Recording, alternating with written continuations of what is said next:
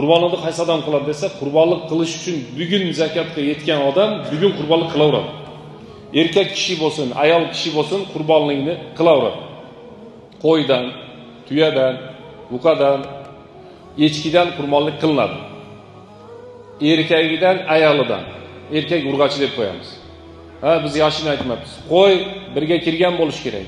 6 oy tepasiga Hanafiy mazhabi ruxsat bergan. Echki birga kirgan bo'lish kerak. Mol 2 ga kirgan bo'lish kerak. Tuya 5 va uni yuqorisi, mol 2 va uni yuqorisi, qo'y 6 oy va uni yuqorisi, echki 1 yosh va uni yuqorisi. Vaqti hayit namozini o'qib borgandan keyin qurbonlikni qilamiz va qurbonlikni qassobga pulini beramiz. Qassobga 1 kilo go'sht siz avloring, terisini siz oling, dumini siz oling bo'lmaydi ekan. Qassobning pulini cho'ntagimizdan chiqarib rozi qilib beramiz. Terisini sotmaymiz.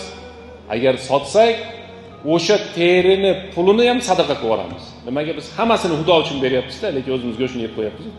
O'shaning uchun qurbonlik so'ydirgan qassobga ustida guvoh bo'lib tursa yaxshi debdi. Bismillah, Allohu akbar deb so'ysin, musulmon so'ysin. Ahli kitob ham mayli, lekin unda bizga ehtiyoj yo'q. Musulmon odam so'yadi. So'ygan qassob pulini berasiz. O terisini ehson qilsangiz, uni ham sadaqasini berib yuborasiz. O'zingiz ham ozgina yeb qo'ysangiz yaxshi bo'ladi.